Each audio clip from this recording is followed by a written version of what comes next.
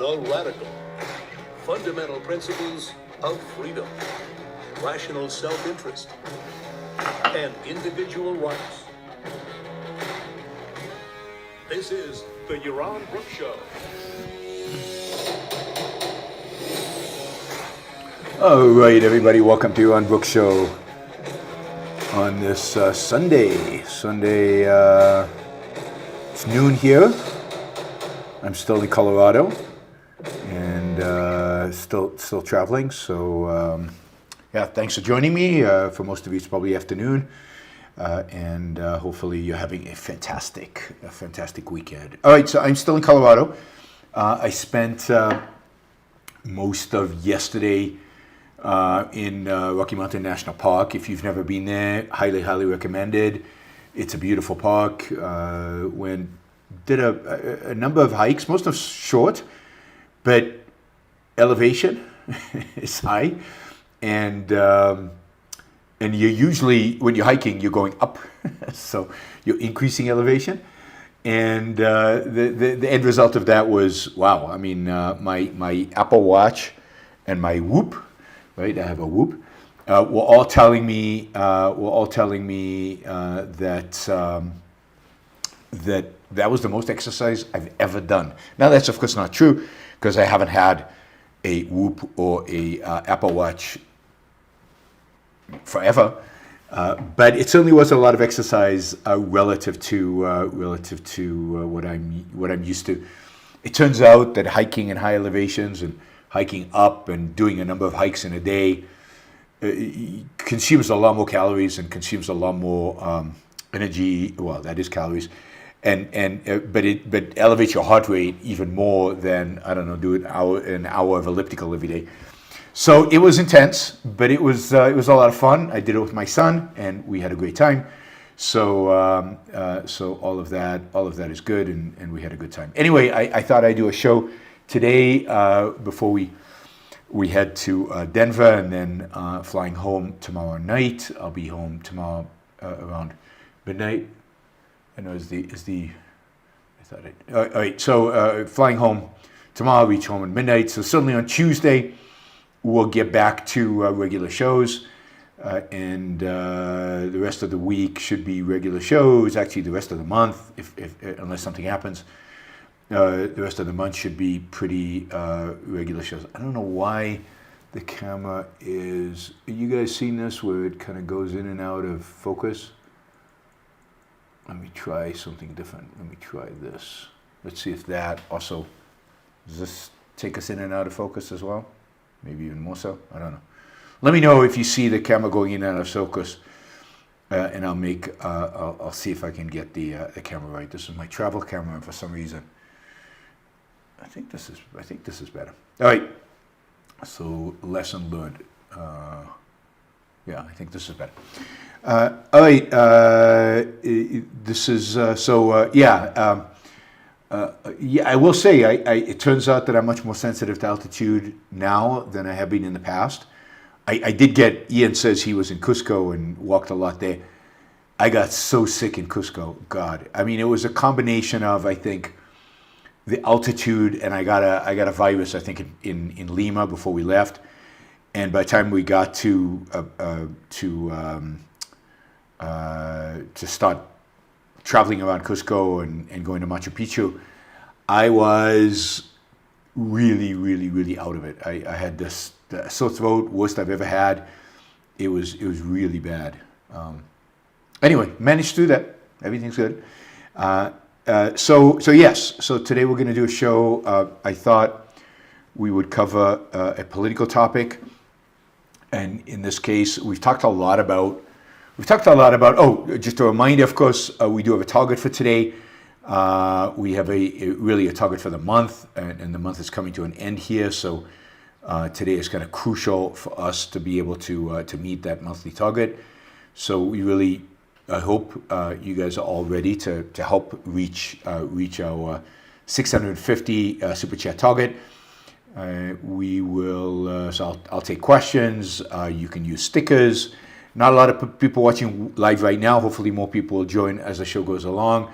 I haven't done a shows in a while. Usually get a little bit of a decline in live appearances then, and also it's a little off hours. It's still early in California. It's not a typical hour for a show, and you guys prefer my shows at night, it turns out. But anyway, we do have some people here. We'll get more in a bit.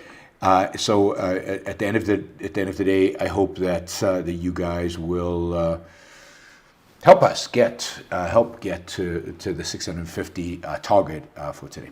All right. So we've talked in the past. We've talked quite a bit about national conservatives and you know the rise of national conservatism. You know, I've debated Yoram Hazony at the University of Texas, and I did the Lex Friedman show with Yaron Hazony. I'm going to be debating him again in September in Madrid. The audience this time will be very unfriendly to me. It will be primarily an audience of people friendly to him. I'll be debating him in front of members of the European Parliament and think tanks, organizers in Europe. Most of them, all of them associated with the right, but many of them associated with what you would call kind of the new right or the national conservative right. So that should be a lot of really interesting. Should be a lot of fun. So I'm doing that in I think it's the 20 or the 21st of September in Madrid. So I'm flying over there to do that. So we talked a lot about national conservatism. We'll talk a little bit about them today, but I really want to focus most of our discussion today not on the national conservatives, but on an alternative that has arisen to the national conservatives. And this is, I think, generally, broadly speaking, good news. That is what has happened. What happened is that a new group. Let me see, when was this actually published? Yeah, here's their statement. So this was published on July 13th, so just a couple of weeks ago, by a group of conservatives, and as clearly, even though they don't mention this, clearly in opposition to the national conservative agenda, and they called their agenda freedom conservatism, which is the right alternative. I think that's great to see somebody advocating for freedom conservatism as opposed to national conservatism. And what I want to do today is at least to some extent compare the two statements. So I want to do two things. I want to go over the freedom conservatism statement of principles and see what we think about it. And then I want to compare it, or I'll start with a big level comparison, and then we'll also compare it. I want to give a shout out to two people who have. Why is this? Why does this not? Oh, wait a minute. Two people who wrote about this, I think, have done a really good job on this. One is Scott Lincicome. You know Scott Lincicome because I talk about him a lot on the show. I really like the stuff he does, and I encourage you all to subscribe to his Substack, Scott Lincicome, which is he's on the Dispatch, but he has his own Substack within the Dispatch, so you can sign up for that. And he wrote, I think it was 4 days ago, a Substack called Natcons, Freecons, and the Centrality of the State, which I think is excellent, and which kind of inspired me really to do the show today. In addition, I will also be reading from Ilya Somin. Ilya Somin is a law professor. He writes regularly for the the Volok conspiracy, which I think is now at Reason.com. So those two kind of inspired me. Reading their articles inspired me to do kind of a show on this. And Ilya Somin's article is titled "Two Cheers for the Freedom Conservatism Statement of Principles." And this, I guess, the two cheers is inspired by Irving Kristol. Irving Kristol is the founder of neoconservatism. Irving Kristol wrote a famous editorial, I think a book in the 1970s, and it was titled "Two Cheers for Capitalism." complete sellout, right? 2 cheers for capitalism, not 3. And then, of course, Robert Novak, another neoconservative friend of Crystal, then in a speech mentioned that, 2 cheers for capitalism, that might be a little much. We conservatives should only have 1 cheer for capitalism. Anyway, that's just an aside. So if someone gives this 2 cheers, I would probably give it 1 cheer, but I would give it a cheer primarily, almost exclusively for the fact that it presents a real alternative to the Natcons. I don't think it's a particular strong statement that they've made, primarily because they're trying to create a big tent and they're trying to get a lot of people under this tent, basically people who oppose the national conservative agenda. And a lot of people signed this document, this Freedom Con. A lot of people signed it. Most of those people are think tank conservatives. A lot of the kind of the I'd say a lot of the standard people from the big and small think tanks. Some libertarians signed it, but not many. No politicians signed it, which maybe no politicians were asked to sign it, but no politicians signed it, which I think is indicative. But we'll talk about the political implications of all this later on. But I do think that this is crucial, not so much because this is crucial because there has to be an alternative to the new right. There has to be an alternative to the crazy national conservatives, and to the craziness of the national conservatives. Not that they're crazy, but their ideas are crazy. And I think that this is at least a beginning, and whether it will have any kind of what do you call it, weight politically is really almost impossible to say. All right, so if you remember, I did a whole show on the National Conservative, the statement of principles of the National Conservative movement. So I'm not going to read you everything here. I will mention a few things, but I really want to primarily focus on the Freecons and on their statement and where I think it's strong and where I think it's flawed. And again, I think, the biggest strength of it is the contrast with the National Conservatives. So for that, I want to start by reading you a section from the National Conservative Statement of Principle, which I think sets out very clearly the principles that guide the National Conservative movement, what they're really about. And I give them credit for being very clear about what they're really about and what concerns them and what issues matter to them and what is their frame of reference. And here, I think, this is the most important issue. What is the frame of reference? What do they see the role of the state, and what do they see in particular the role of the American state as advocated for by conservatives? So let's start with these 2 paragraphs that are in the preface before they actually list their principles. We'll get to some of the principles later on. So here's the statement. We see the tradition of independent, self-governed nations as the foundation for restoring a proper public orientation towards patriotism and courage, honor and loyalty, religion and wisdom, congregation and family, man and woman, the Sabbath and the sacred, and reason and justice. We are conservatives because we see such virtues as essential to sustaining our civilization. We see such a restoration as the prerequisite for recovering and maintaining our freedom, security, and prosperity. We emphasize the idea of the nation because we see a world of independent nations, each pursuing its own national interests and upholding national traditions that are its own as the only genuine alternative to universalist ideologies now seeking to impose a homogenized, locality-destroying imperium over the entire globe. So what's the first thing you can tell from this? Basically, I think the thing that pops out at you from this is the unabashed, consistent collectivism that comes across here. There is no role for the individual. The only individual mentioned here is man and woman.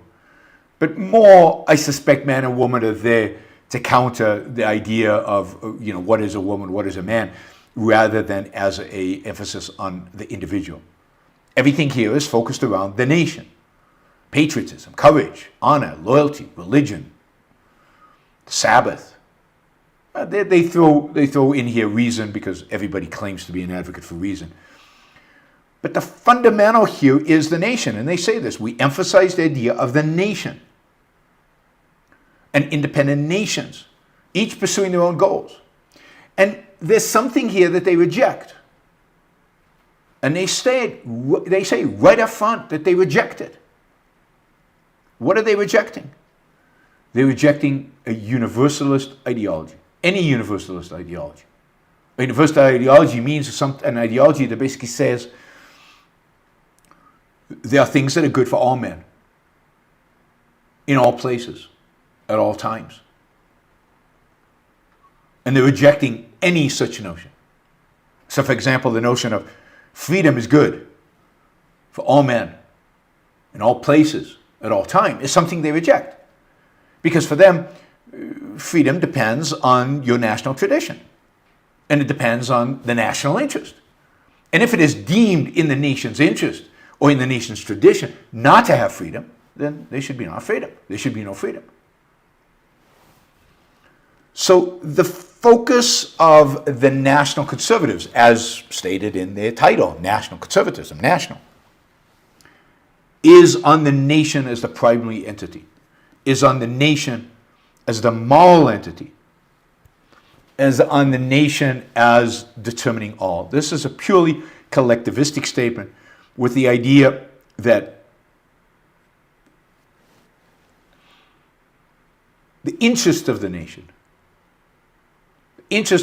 should dictate all policy, not the individual. Individual has a role, obviously, has a place, and they will say, and they say in their principles, we want to secure the individual's liberty and freedom up to a point, as long as it doesn't contradict the traditions, as long as it doesn't contradict the interests of the nation. And this is really the defining characteristic of national conservatism. And indeed, any debate I would do with Yaron Brook ultimately is a debate between collectivism and individualism. Because that's at the core. What is the moral unit? What is the unit that we're trying to, that we set up political entities in order to benefit? Is it the individual or is it the collective? And national conservatism and Yaron Brook fall clearly, unequivocally on the idea that it is the nation, the collective, the group. And all their politics derive from that. And this is why they are not proponents of capitalism, they're not proponents of liberty, they're not proponents of free speech, they're not proponents of freedom broadly. They are proponents of whatever happens to be in the interest of the nation. So this is the first big difference between the national conservatives and the freedom conservatives. Now, unfortunately, while the national conservatives are very clear about their principled, about the framing, about what the principles are that guide everything else, right? So they frame it and then they list the principles. Their framing is clear, it's unequivocal, it is trying to inspire a particular type of conservative, a particular type of voter. The Freecons, do this a little bit, but it's nowhere near as detailed. So here is the framing section that I think, what the Freecons really do is they revert to statement of conservatism going back to the 50s, but how many know, or to 1960, the Sharon statement signatories in 1960, but who knows how many people actually know what Sharon's statement is? They don't really articulate that framing except for this one paragraph, one half a paragraph. They write, more and more people on the left and right reject the distinctive creed that made America great. That individual liberty is essential to the moral and physical strength of the nation. That individual liberty is essential to the moral and physical strength of the nation. That they identify is what is unique to America. Now, I know that that is not what's unique to America. That is not the right way to phrase what is unique to America. And I think most of you know that that is not what makes America unique. It still places, even in this statement of Freecon, of freedom conservatism, it still places the nation at the center in some sense. Because individual liberty is essential for some other purpose, the purpose of the nation. I mean, what is truly the distinctive creed that made America great is the idea that the role and purpose of the nation is to secure individual liberty. That the moral end of the nation is not its own greatness and physical strength, but the moral end of the nation is individual liberty. Here it's reversed. Individual liberty is essential to the moral and physical end, which is the nation. So this is, in many ways super disappointing, not surprising, but super disappointing, because you would expected somebody who's crafting a freedom con to have conservatism, at least to have this understanding of the purpose of the nation, the purpose of government, the purpose of coming together to form this union is to secure rights. It's in the frigging Declaration of Independence. To secure these rights, governments are created. To secure these rights. Not people have rights so that governments can be great or nations can be great.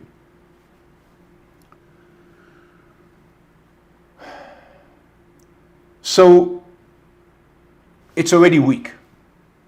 It's already wrong. It's already flawed. But I'll give them credit for one thing, which I think is an important thing. In the statement of principle, in the paragraph, the penultimate, the paragraph that leads to the statement of principles of national conservatives, the individual is not mentioned. Liberty is not mentioned. It's completely, 100% devoted, in terms of the context, to the idea of the nation and the collective. And there is almost nothing there that has anything to do, right? Anything to do, right? With the individual.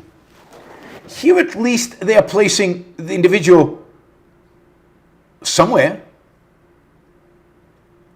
They're placing the individual, at the beginning, not in the right way, not as the end, just as a means, but at least they recognize the importance of individual liberty. Now, of course, I think that because they are phrasing it as individual liberty for the sake of the nation, they are bound ultimately to be, many of them are bound ultimately to endorse policies that the national conservatives would embrace. But, God, I mean, beggars can't be choosers.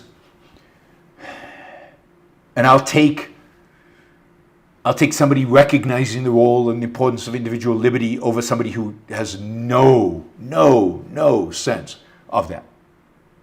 And in that sense, the freedom conservatives at least recognize individual, and you'll see as we go through the different principles how much better they are than, not good, but better than they are from the national conservatives. All right, so let's jump in and talk about the Natcons and the Freecons and what their principles actually are.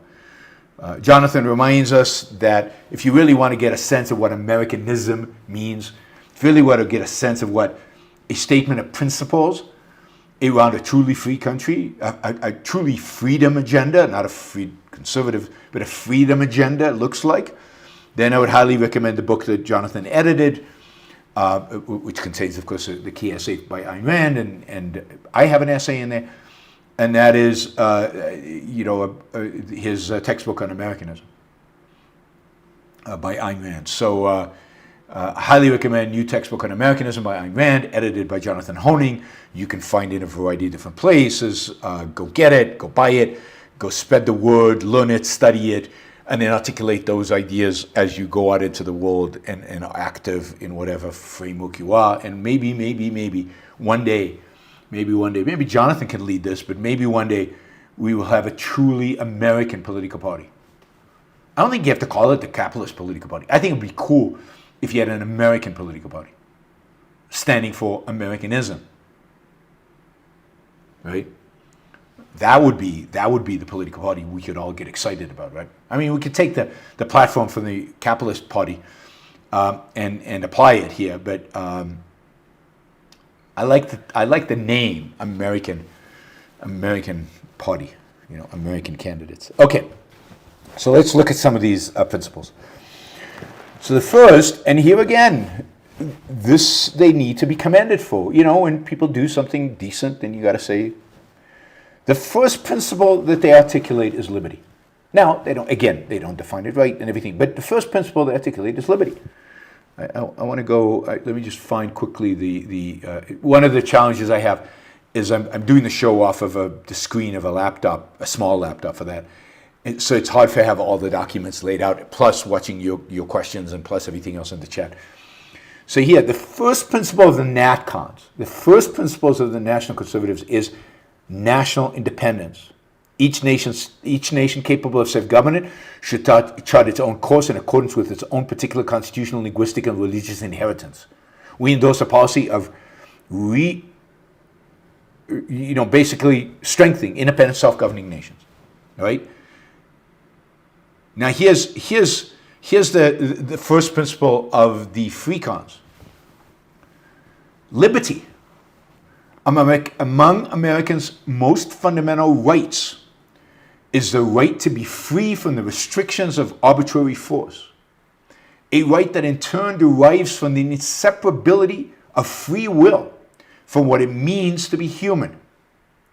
Liberty is indivisible, and political freedom cannot long exist without economic freedom.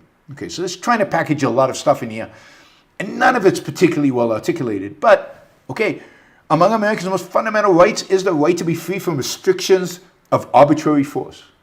Now, we want to say, right, most fundamental rights is the right to be free from the initiation of force. Arbitrary still gives the right of government to inflict regulations, taxes, and all these other things because it's not arbitrary. It was passed by a democratic process and laws. But at least they're talking here about freedom and rights. And clearly this is an individual's liberty. And then they recognize free will. That's a big step. And then they say liberty is indivisible. You don't have liberty just in a particular realm of your life. You have liberty in all of your life. Now, I don't think they know the implications of this. As Ilya Somin writes, if liberty is indivisible, does that mean they reject the paternalistic restrictions on freedom supported by many social conservatives, such as the war on drugs? That's a restriction of freedom. That's you could argue, arbitrary force. And laws banning pornography and prostitution. Are they on board with my body, my choice, i.e. abortion, prostitution, using drugs, and all of that, and all of its implications? Do they really know what they're talking about when they say liberty is indivisible? Or are they hedged because they used arbitrary force, not initiation of force? Maybe they feel like they're protected because none of these laws are arbitrary. They're all based on something. All right. So you can see here the contrast. National conservatism, independent nations. Freecons, liberty. Badly understood, but liberty at least.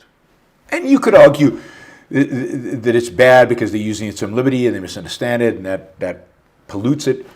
But we're talking about politics. We're talking about the fallibility of politics. We're talking about bad choices. And if you had to choose between a candidate that wanted kind of a fascist intoned nation, national independence. The nation is all. We must work for the nation, and we accept any nation as long as whatever. If you want that versus somebody who's struggling to get some people to acknowledge individual liberty, I'll take the individual liberty guy, and I'll have influence over there rather than the other. So there is now a part of the Republican Party, a part of the conservative movement that cares about liberty. That's pretty cool. All right, let's look at the second principle for each, right? Let me just find the National Conservative one. It's hard with a small computer. All right, the second principle, again, I'm not going to get into this, but the second principle is rejection of imperialism and globalism. Right? We also oppose liberal imperialism of the last generation, which sought to gain power, influence, and wealth by dominating other nations, by bringing them freedom, by bringing them liberty. But again, all about the state and all about the authority of the state. And this is very much about globalism. Is very much about restricting trade, working towards, but it's all about state things. Listen to the Freecons' second principle. The second principle for the Freecons is the pursuit of happiness. Wow. That's pretty self-interested, pretty egoistic, pretty individualistic. Pursuit of happiness by whom? Now, listen to this, right? You're going to write a principled statement about the pursuit of happiness. Wouldn't you write something about the need of human beings to be free in order to pursue their own individual values in pursuit of their own individual happiness? Wouldn't it be something around freedom and again, this is a political document, and the ability or something around opportunities and maximizing opportunities and liberty to embrace those opportunities and to pursue opportunities? Wouldn't that be the way you oriented your mind in terms of a political principle around the pursuit of happiness? Certainly that's how the Founding Fathers would have thought of it. I mean, imagine the Founding Fathers making the following statement, which is what the Freecons are doing. So the pursuit of happiness, period. Most individuals are happiest in loving families and within stable and prosperous communities in which parents are free to engage in meaningful work and to raise and educate their children according to their values. I mean, here again, sadly, they agree with the Natcons and with people like Yoram Chazoni that the center of life, the thing most important in life, is family. And that indeed the unit, if you had to break the nation down into units, you would never break it down into individual units. You would break it down into families. And this is principle number 8 in the Natcons. They name it. They're not embarrassed by this. Family and children. We believe that the traditional family is the source of society's virtues and deserves greater support from public policy. The Freecons can't give up on the idea of family. They don't know exactly what to do with the idea of family. They're still conservatives after all. So family is at the center of the universe. So they put it under the pursuit of happiness, which is, I think, a little bizarre. Note that they say most individuals are happiest in loving families. Most. And they do allow for parents are free to engage in meaningful work. What about non-parents free to engage in meaningful work? But at least they have most. But what about people who are happiest remaining single? Do they count? Well, maybe the most leaves an opening for that. What about couples who decide not to have children? Maybe the most leaves that open. But here's one for these conservatives. And here is, I think, these are kind of areas where I think many of them will disagree. Well, what about same-sex marriage? Does that count as loving families? Do they count as parents? Can they have legally children? Should parents, and then of course, part of the statement is to raise and educate their children according to their values. What if their values are ones these conservatives don't like? For example, Elias Solomon points out, should parents be free to raise, educate their children according to their values, if those values are left-wing, woke, critical race theory? What about gender reassignment? I mean, how far are we willing to push and how far are we willing to accept? Raise and educate their children according to their values. Now again, I think different signers to this document are going to have different answers to this, and they have made this purposefully vague and broad.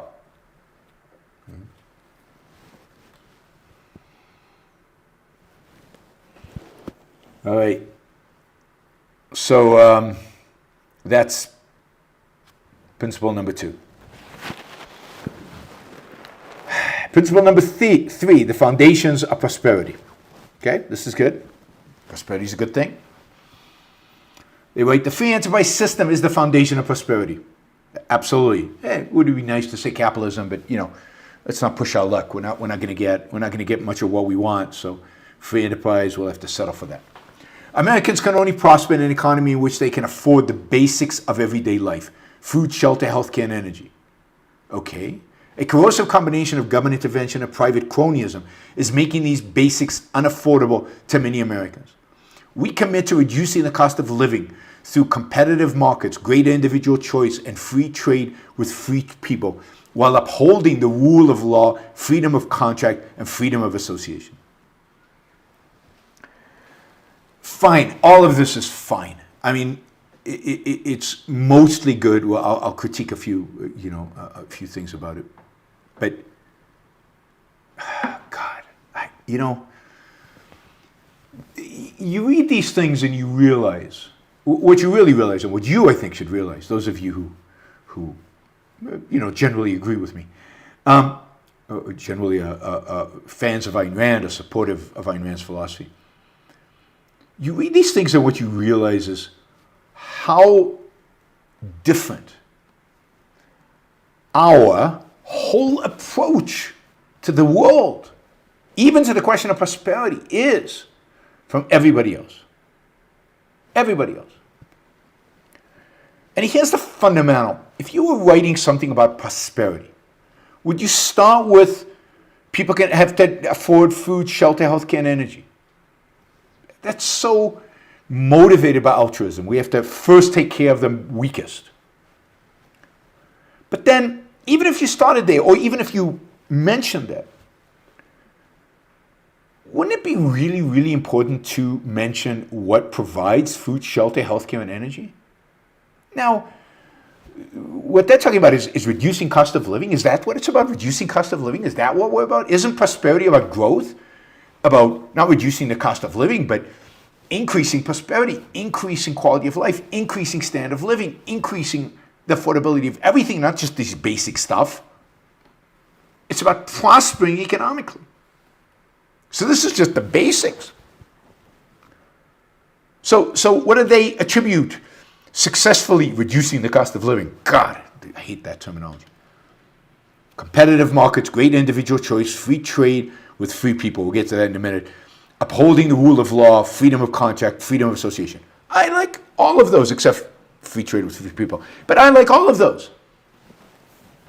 All of those. But none of them is essential. What makes prosperity possible? What makes it possible for people to have food, shelter, healthcare, and energy? What makes it possible for food, shelter, healthcare, and energy at all, never mind affordable? Who are they missing? Who's not mentioned? Who do we put at the center of economics and they don't even mention? I'm waiting to see if anybody in the chat says it. But of course, again, they don't alienate. Some of them just don't know and don't understand this principle, but they don't alienate. Yeah, but even more specifically, Jennifer, freedom of the individual minds, but whose individual mind? Who is at the center of economic activity? Who makes economic activity possible? Who provides for food, shelter, healthcare, and energy? And without even getting to the question of mind, because that's too abstract for them, and that we don't expect that. Yeah, employers, but what are employers? God, employers. As if the purpose of having a company is to employ people. Who are these people? Who makes possible food, shelter, healthcare, and energy? I almost said it. Producers. Yes, Jennifer, producers. Entrepreneurs. Businessmen. If you had a section saying the foundation of prosperity, wouldn't you start with food, shelter, healthcare, and energy, and the entire standard of living quality of life in our world today is the product of, Enric got it. Edward got it. Yeah, a bunch of you got it. Okay. The chat is fed. I don't see it quite on a timely basis, but yes, a bunch of you got it. Thank you. Wouldn't you start by saying it is producers, entrepreneurs, businessmen who make the prosperity that we have possible? A primary agenda item for a freedom movement would be the liberation of the producer from burdensome, and I would say all regulation, but they would say burdensome regulations. Wouldn't you start with that? Burdensome regulations, arbitrary controls, and attempts at industrial planning. Yeah, a bunch of you got this. Sorry. Rob got it. Edward got it. Enric got it. Jennifer got it. Proto got it. Well, Proto got the individual, but Shahzad got it. Maximus got it. Bonnie got it. A bunch of you got it. Ike got it. Businessman. Catherine got it. Yeah, Lincoln says the selfish producer. Don't include selfish because, people don't understand what that means. Producers. Wouldn't you say that? Just as a very basic. But no, all we're interested in here is in consumers. All we're interested is in everyday life.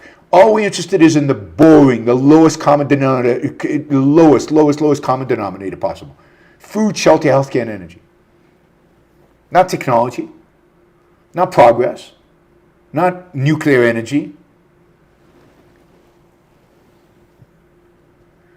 And we want greater individual choice with their mention, free trade, upholding the rule of law, and all of that. Really?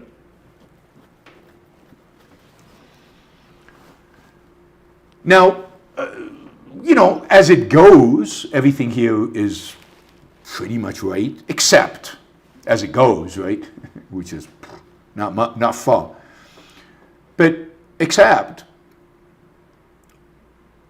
free trade with free people. What the hell does that mean? Then we should only have free trade with Europeans and Japan and Korea? We shouldn't trade with other people? Who gets to decide? Remember, governments don't trade. Now, the National Conservatives are pretty clear on this, right? They completely understand that they're against globalism. Trade should be relegated to the state, and the state should decide based on whatever its interests what trade should happen. But you'd expect that Freecons would understand that trade is predominantly between individuals, and individuals should decide who they want to trade with and who they don't want to trade with. It should just say, and free trade. Now, yes, you might need some narrowly targeted trade restrictions against stuff that might show up in weapon systems of China, Russia, our enemies. So sure, but that doesn't mean free trade with free people. This is way too broad, way too limiting, way too dangerous. Way too dangerous.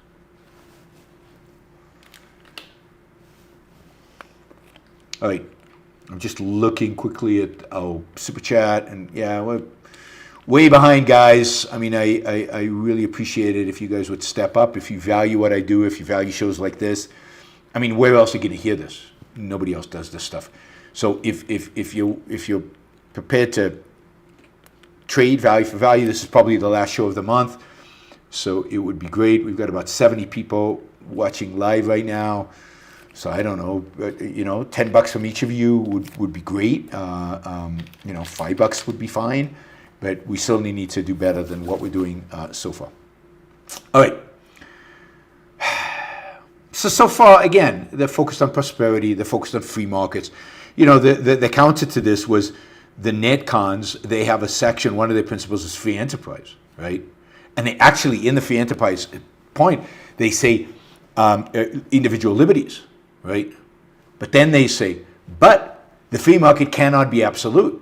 Economic policy must serve the general welfare of this nation.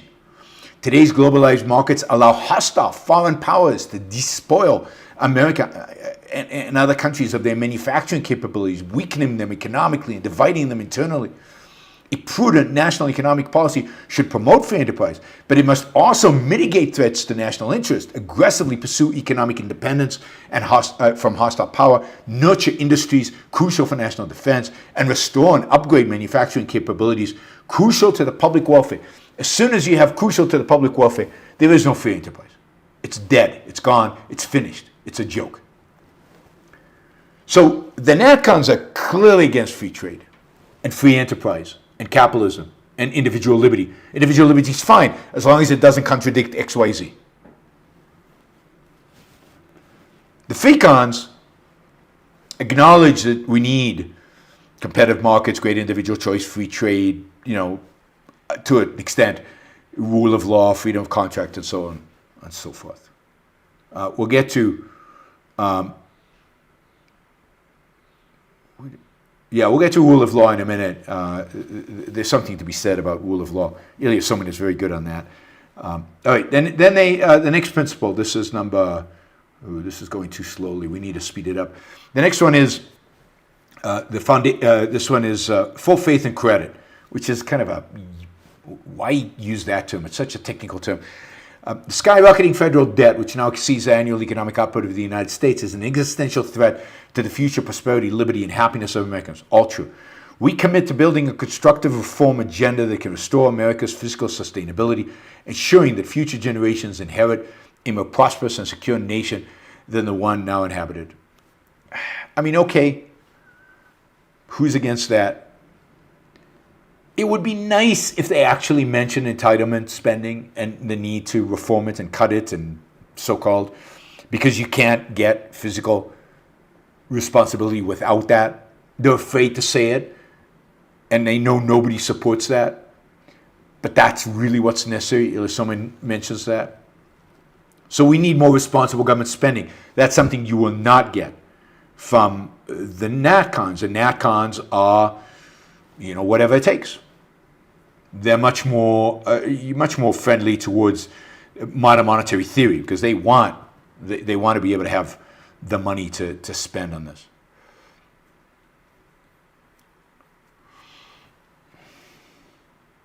Okay, let's see what else we have. In nations of laws, not men.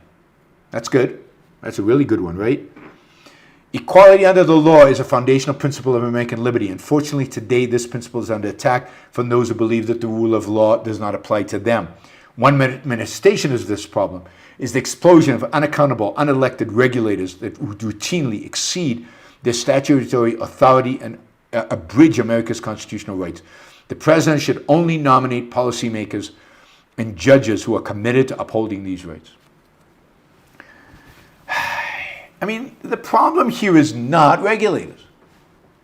The problem here is regulations passed by Congress. The problem here is regulations passed by the president. If the president doesn't like the regulators, he can tell them to stop doing what they're doing and shift. The problem today is not so much that we don't have the rule of law in a sense. We don't, if you properly understand what the rule of law means. But it's not that we don't have the rule of law as commonly understood. It's that we have too many laws.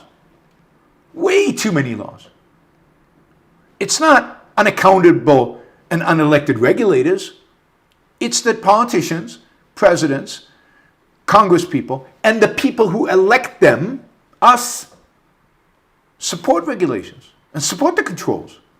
It's not like unelected and unelected and unaccountable regulators do whatever the hell they want. They don't. They actually do what the people want. Certainly they do what the president wants. If Joe Biden didn't like what the FTC was doing right now, he'd fire Lena Khan.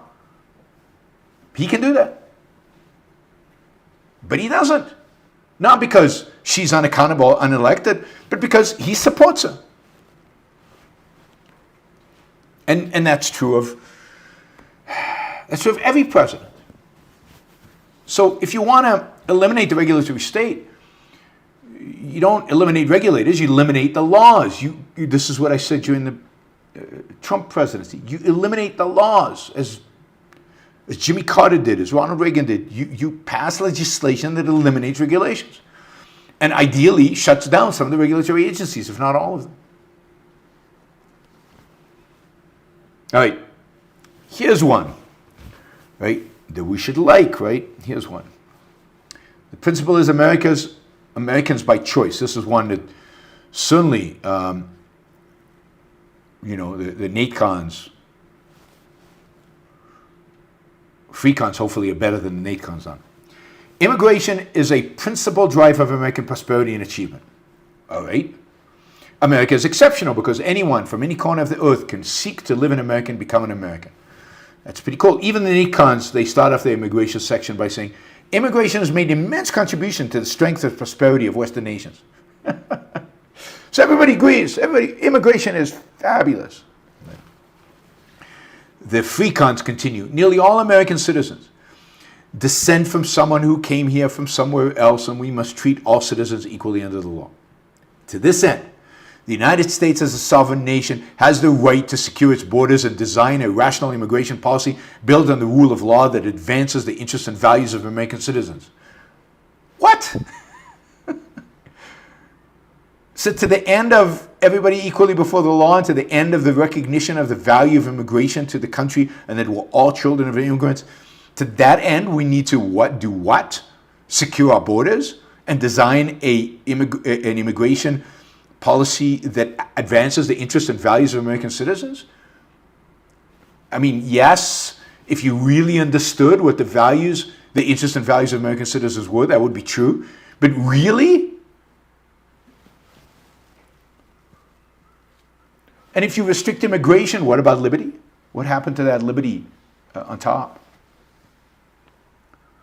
So I get it. They need to appeal again to a broad umbrella. And look, 99% of the people who signed this are not pro unlimited regulation. But couldn't you have just made a statement about we need to dramatically increase legal immigration to this country? Immigrants have value, they contribute to the productivity, yabba, yabba, yabba. Even from the context of a soft collectivist, you could still make a positive case for immigration. I mean, they're clearly, securing the borders is one of the most evil, horrific, terminologies that exist out there in the political realm. What does it mean? Securing the borders from what? Securing the borders means invasion. There is no invasion. There is no somebody coming to take over the United States. There are no people using force against American citizens. Securing the border means that, and they're playing into that same anti-immigration perspective. And they're doing it on purpose. They're using that term on purpose. What about the liberty of immigrants? Or more importantly, what about the liberty of American citizens to hire immigrants, to hire people from out of the country? I mean, fundamentally, the restrictions on immigration are a violation of the liberty, the rights of American citizens. Yeah. So this one is particularly bad, and one I particularly oppose. But again, Freecons. I mean, this is what the Natcons say. We call for much more restrictive policies until these countries summon the wit to establish more balanced, productive, and assimilationist policies. Restrictive policies may sometimes include a moratorium on immigration. So the Natcons are clear what they want. They don't want immigrants.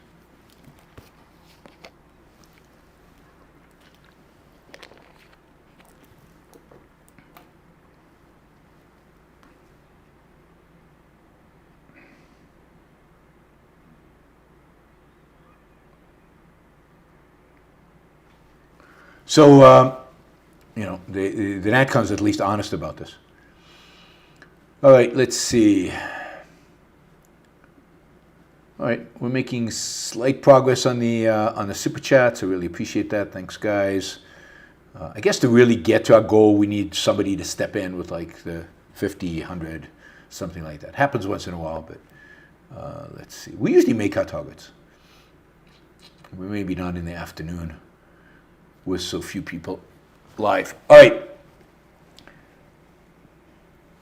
One more, 1, 2, 3 more principles, 4 more principles. God, we're already at an hour. All right, let's do this. Out of many, one. The best way to unify a large and diverse nation like the United States is to transfer as many public policy choices as possible to families and communities. Much of the discord in America today comes from the fact that too many decisions are made for us by centralized authorities. The Constitution of the United States is the best arrangement yet devised for granting government the just authority to fulfill its proper role while restraining it from concentration and abuse of power. I mean, generally this is true. I worry about the families and communities. How about the individuals and families rather than in communities? Communities could mean the states. Aren't the states centralized authorities? And should local governments be able to restrict our rights, and to what extent can they restrict our rights? So this is kind of a nod towards federalism without committing too much to it. But a reduction in the power of the federal government would be a big step forward, no question about that. I wish they'd included transfer as many public policy choices as possible to the individual. That would have been really cool. All right, here's another one. American promissory note. Martin Luther King Jr. described the Constitution and the Declaration of Independence as containing the magnificent words, a promissory note to which every American was to fall heir. That was the quote. Prior to 1964, however, slavery and segregation were enforced by state governments and in many cases by the federal government. Many who descend from victims of this system now face economic and personal hurdles that are the direct result of this legacy. We commit to expanding opportunity for those who face challenges due to past government restrictions on individual and economic freedom. We adamantly oppose racial discrimination in all its forms, either against or for any person or group of people. I hope they mean that. This would be a true colorblind policy. I hope they're willing to go all the way in implementing it. I have little qualms in that, other than it would be great if they were more explicit about certain things. All right. Finally, well, no, two more. All right, so 2 more. This one relates to foreign policy, really. The shining city on a hill. American foreign policy must be judged by one criteria above all: its service to the just interest of the United States. I agree with that. Americans are safest and freest in a peaceful world led by the United States, in which other nations uphold individual liberty and sovereignty of their neighbors. So this is right. Of course, what do we mean by the just interests of the United States? What does that mean? Does that include just narrow material self-interest? Does that involve just defending our borders? Does that involve supporting countries that might be trying to fight for their individual liberties and their legitimate sovereignty? This again is, I think, purposefully vague in order to allow those who support backing Ukraine and those who don't support backing Ukraine to live under the same tent. And when we respect the sovereignty, uphold individual liberty and the sovereignty of their neighbors, do we respect the sovereignty of oppressive regimes? I don't believe we should. So again, to really be consistent, this would have to be refined significantly and improved and rewritten.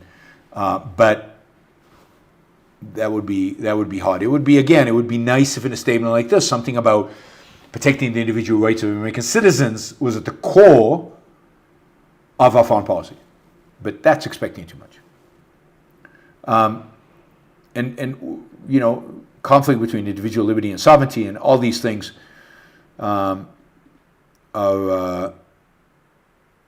interesting, right? We've got a song review. Shazbot wants me to review a song. All right, I need to copy that onto the right place. 1 second. Open. All right, let me quickly copy Shazbot. Thanks, Shazbot. I guess the songs, now that I've restored song reviews, they're quite popular. Oh, you know what I wanted to do today and not doing? And I'm not going to have time to do, is, all right, I'm going to have to, all right, certainly on Tuesday I will do this. I wanted to review Puss in Boots, so I will do this on Tuesday, sorry. I need to catch up on that, and then I've got a short story or noveletta that I have to review. Okay, finally, I think this is the final one. Freedom of conscience. Freedom of conscience. Essential to a free society is the freedom to say and think what one believes to be true. Good. Under the First and 14th Amendment to the Constitution, federal and state government have a legal obligation to uphold and protect these freedoms. True. Good. Here's where private institutions have a moral obligation to do the same. Do they? Is that true? Clearly not true. Clearly not true. A private institution does not have a moral obligation to protect freedom of speech. It is not responsible for freedom of speech. I mean, take a church. Is a church obligated to allow an atheist in to give a sermon? Obviously not. Does a conservative publication, maybe a conservative publication run by Freecons, have an obligation to provide a voice to woke or to critical race theory advocates? Does a movie theater have the obligation to show every movie, no matter whether the owner of the movie theater agrees, maybe some Nazi propaganda or some woke propaganda or some, I don't know, religious propaganda? Don't we all have the right to decide for ourselves as private owners of businesses, private owners of homes, who to allow in, who not to allow in, whose voice we allow to be heard and whose voice we do not allow to be heard?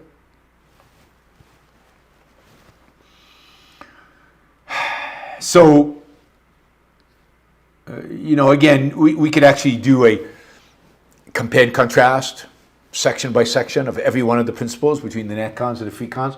Don't have the time to do that, certainly not today, and don't have the screen size to do that. Maybe we'll do it at some point. But that's, so Freecon, summary on that is, dramatically better than the alternative. Good, I give it 1 cheer. Half a cheer maybe. But this is what these people are, I think, ultimately opposed to.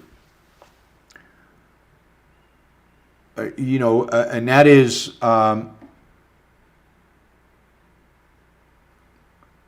this statement from J.D. Vance. And this is the thing, the Natcons have clear political support. J.D. Vance, what's his name? Josh Hawley. I'm not sure who in the political world is willing to embrace the Freecon. But here's what J.D. Vance writes, and this is what we need to oppose. And if opposing this means supporting the half-baked ideas and the in a sense, sellout ideas of the Freecons, then this is what we have to do. Here's J.D. Vance. And J.D. Vance right now, together with Josh Hawley, but I think J.D. Vance maybe has a leg up on him, really the worst of the worst. Here's what he says. So a lot of conservatives have said we should deconstruct the administrative state. That's the regulatory agencies. We should basically eliminate the administrative states. Now, I'm sympathetic to that project. But then another option is, and this is the option he really supports, is that we should seize the administrative state for our own purposes. We should fire all the people. I think Trump is going to run again in 2024. I think he'll probably win again in 2044. And he'll win by a margin such that he'll be president of the United States in January 2025. This is a little hint to election fraud, right? I think what Trump should do, if I was giving him one piece of advice, is fire every single mid-level bureaucrat. Every civil servant in the administrative state, replace him with our people. And when the courts, because you will get taken to court, and when the courts stop you, listen to this, when the courts stop you, stand before the country like Andrew Jackson did and say, quote, "The Chief Justice has made this ruling. Now let him enforce it." In other words, stick it to the courts. Ignore the courts. Don't accept the ruling of the courts. And when he says replace every civil servant with our people, not to dismantle, but to impose. We should just seize the administrative state for our own purposes.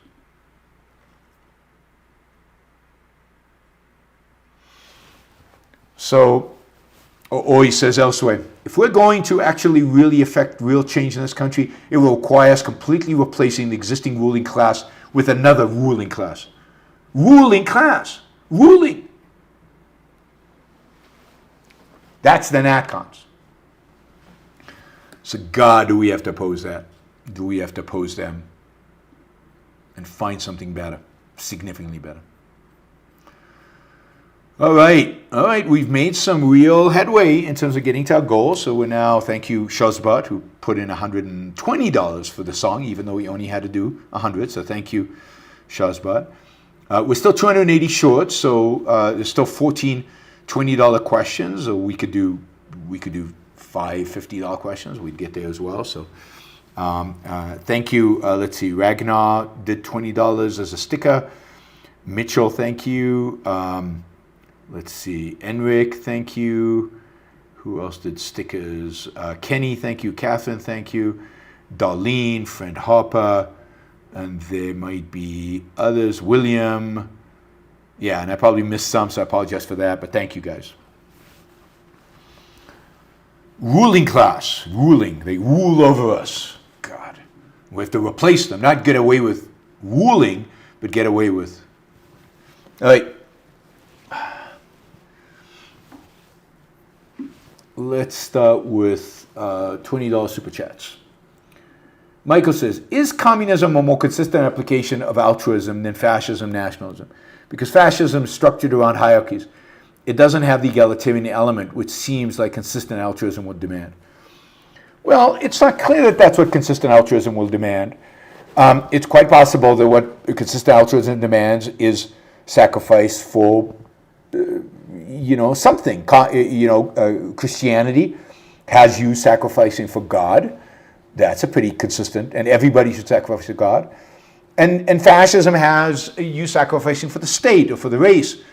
And, everybody is sacrificing for the states. Now, in communism, you're supposed to sacrifice everybody for the proletarian. It's not really egalitarian in that sense. And then, of course, you have some people who have to guide the proletarian to determine what the proletarian wants and how to best serve it, and those are it's a dictatorship.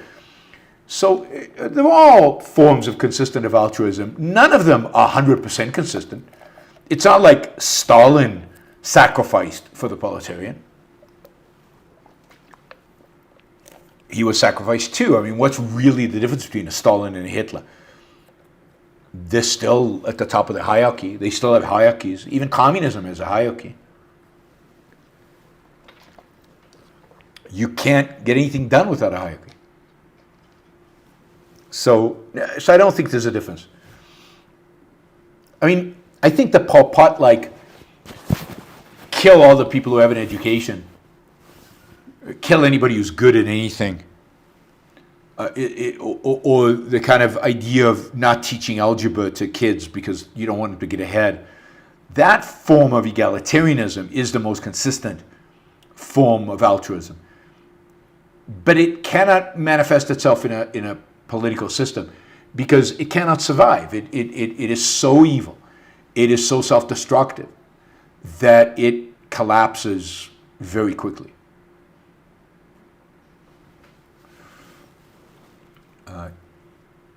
Ian says, I don't think you covered it in your news streams, but I wanted to give you a chance to talk about Lindsey Graham, Elizabeth Warren, anti-big tech op-ed that came out last week. Yeah, I mean, this is just one more example of the fact that on economic policy, the right, much of the right now, has become left.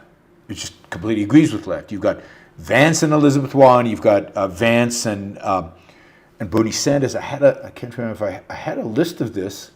Let me just see if I can find the list. I had a list of all the different, and maybe it's not here. Maybe I can't find it. But I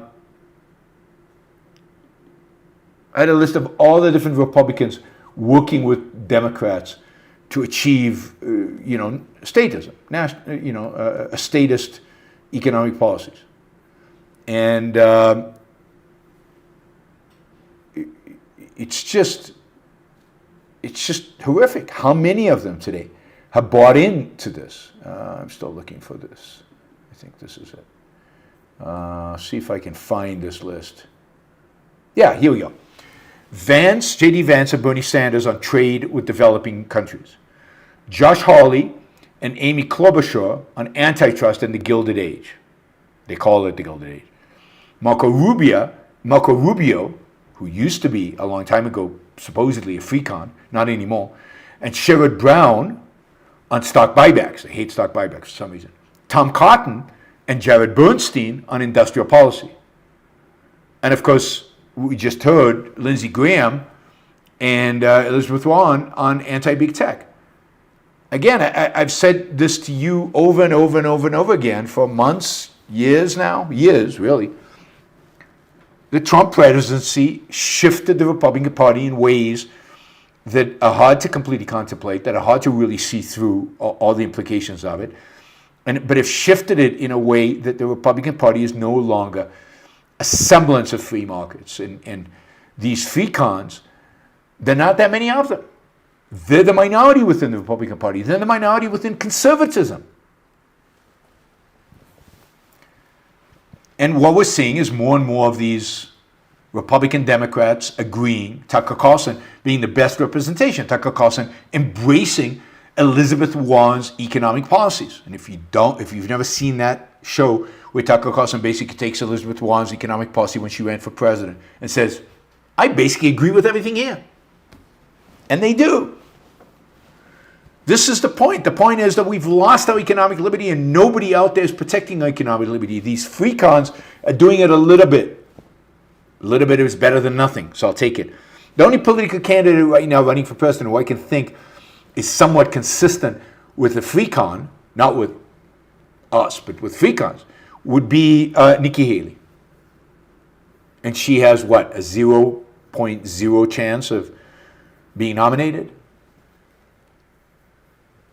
Really, we're in deep doo-doo. We're in deep trouble.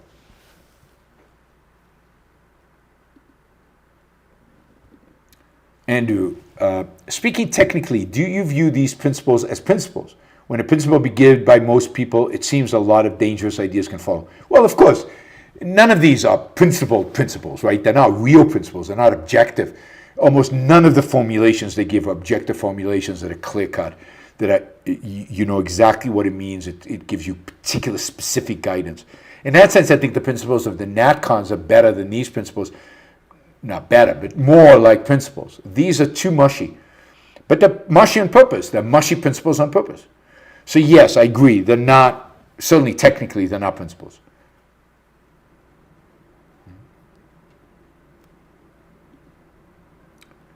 No one says, most people is a very disturbing way of thinking. Ignore the individual to serve the majority. Exceptional people be damned. Yes. And most people, most people attain happiness through the family. I mean, really, is that the focus you want to make? Again, rather than on the freedom to pursue your values to achieve happiness, which is what the focus should be. If you've got a principle around the pursuit of happiness, it should be about the individual pursuing his happiness. Anyway, I've said that already. It's truly striking how non-objective what they're arguing for is, and how anti-individualistic it is. It's better again than the Natcons, less collectivistic than the Natcons, but still very collectivistic and still anti-individualistic. It's just tragic that there's no voices, real voices for individualism in this country. I should do my 10 principles of non-conservatism, of being a non-conservative, the individualist party. I should put 10 principles together for the individualist party. How much would somebody pay me to put an individualist kind of, actually you could just get the textbook on Americanism, but to take that and pull 10 principles just to contrast them with the Natcons and the Freecons of what mine would be, or what something that I think would be consistent would be. Anyway, if somebody's willing to pay for it, I'll do it.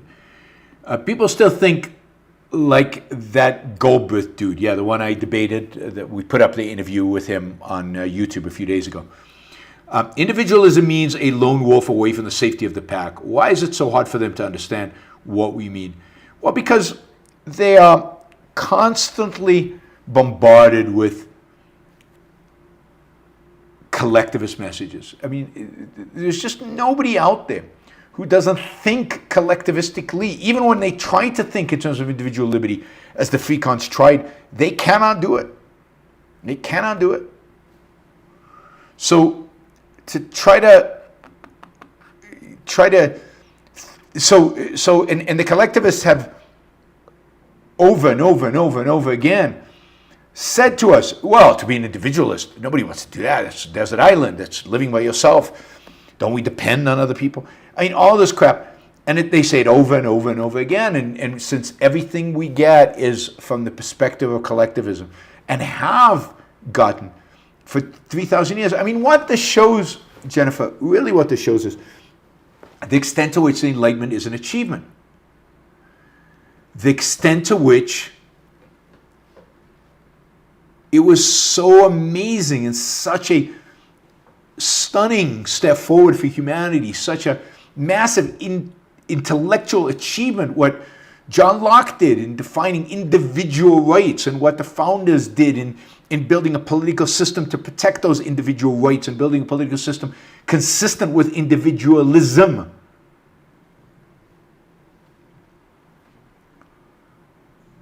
I mean, all right, if we get to the 650, so we're $120 short. If we can get another 6 people to do $20 as a stick or something, then I will do the individualist party party principles. I will put them together, kind of paralleling the Natcons and the Freecons, right? So I will do that for a future show.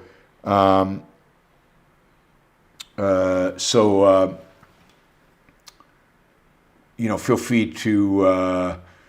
So Shaspat put in $100 towards that.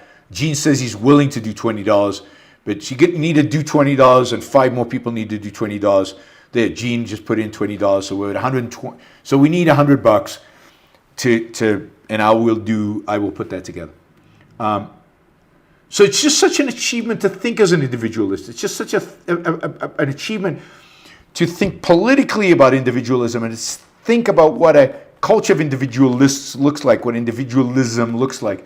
And that's, the founders achieved that, and the Enlightenment achieved that, and almost nobody else does. Almost nobody else does. And individualism, unfortunately, got captured by either kind of a Nietzschean whim-driven, kind of focus on power, or a subjectivist kind of perspective that I think some in the 19th century had of individualism, which is just emote and do whatever the hell you want, and certainly the libertarians have this. But to advocate for individualism consistently as an objectively, that's Ayn Rand, and in the Enlightenment and the founders. But it's a huge, massive achievement to actually do it. So you guys should all be proud of what you've achieved. of the fact that you've achieved that. All right, so we're only $69 short of getting to our target and to getting to the point where I will do the individualist party principles. Thank you, Jennifer. Thank you, Jean. Thank you, Shazba. All right.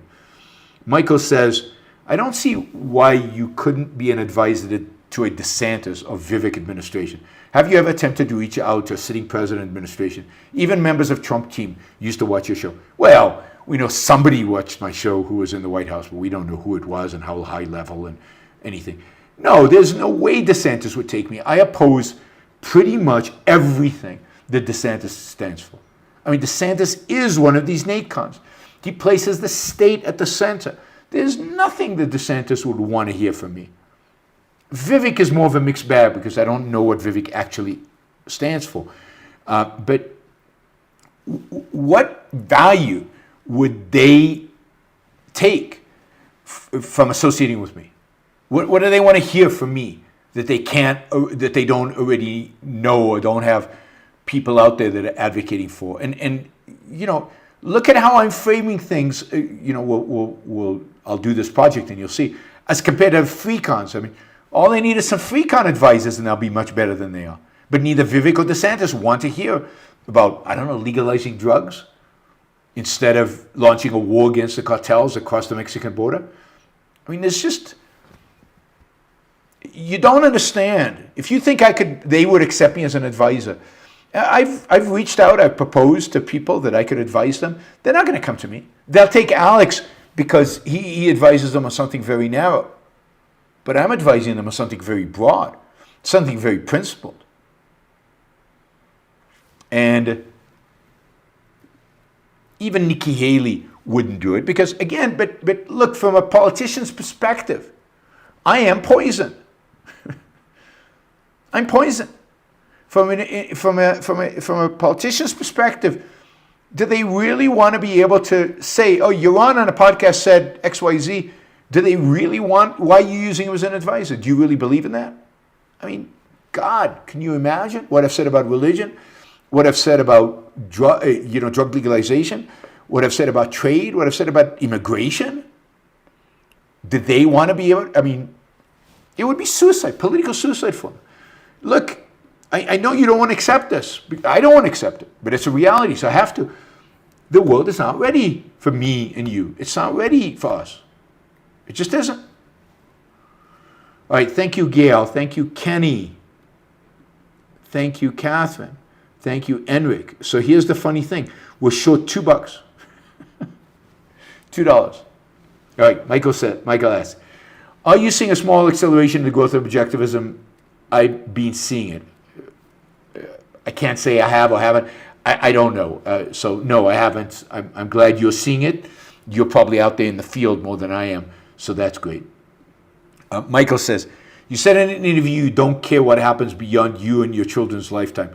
But wouldn't it bother you a little if you knew humanity was going to go extinct 100 years from today? Yeah, but I don't believe in determinism. I don't believe I knew that there's anything that said humanity has to go extinct. But you can't really think beyond. You can't think 100 years from now, never mind 1,000 years from now. You can focus on the things that you have control over, and free will dominates, and ultimately humanity will decide what it wants to do 100 years from now. There's no deterministic thing that guarantees, that determines, where humanity is going to be in the future.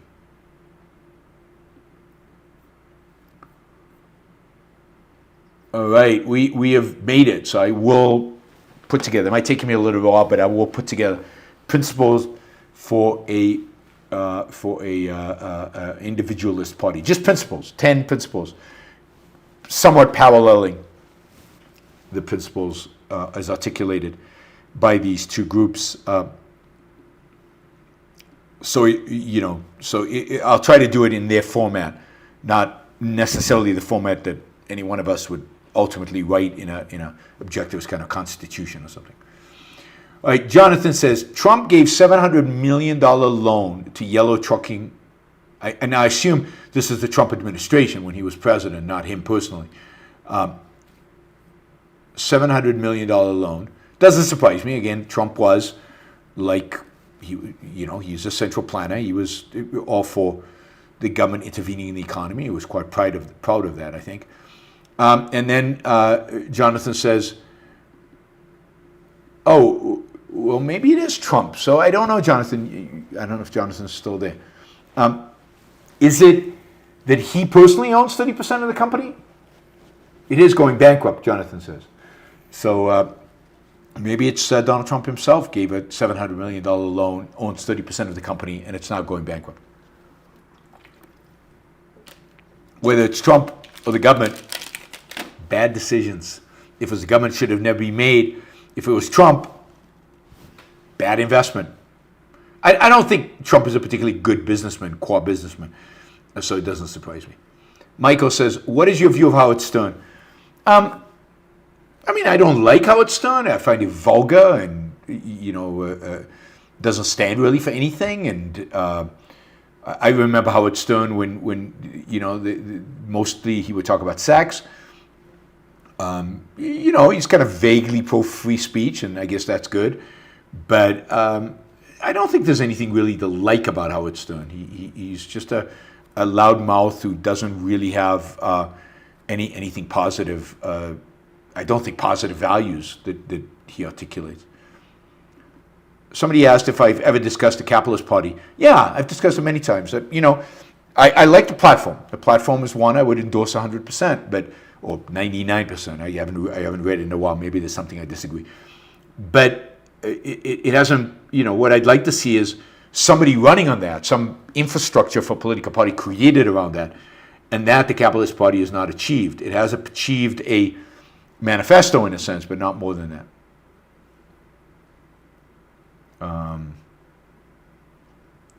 Trump officials awarded $700 million pandemic loan despite objections. Okay, so it's a loan. Yeah, I mean, does that really surprise you that the Trump administration was bailing out companies left and right?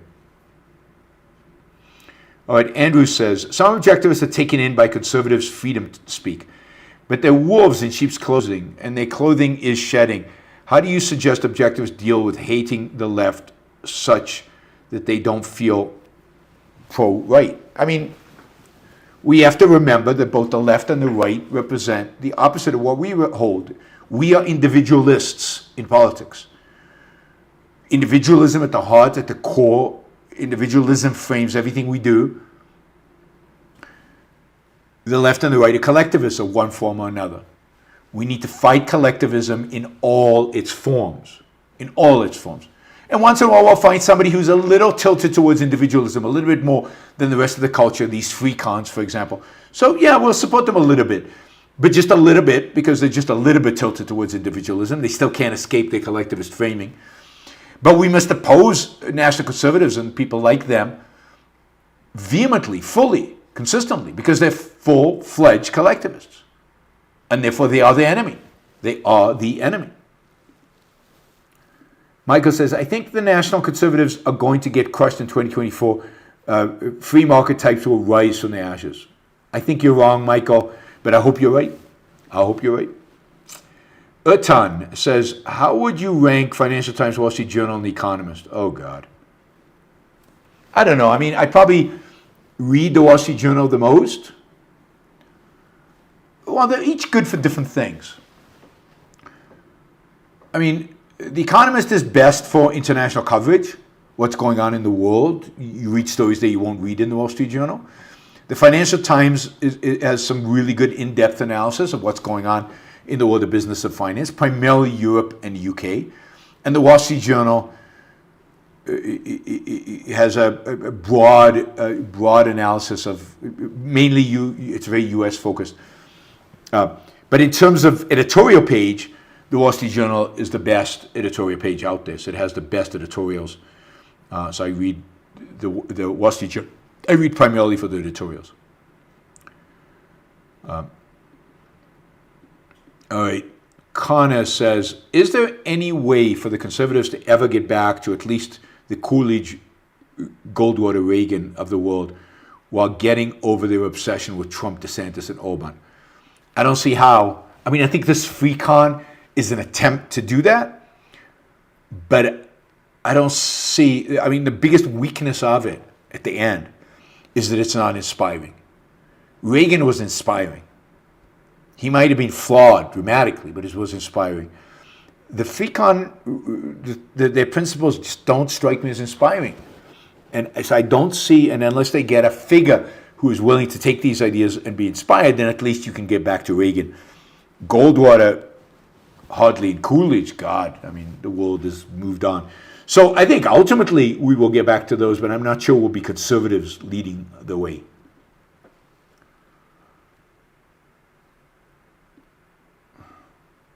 Andrew says, thanks for the phrase individual as the moral unit.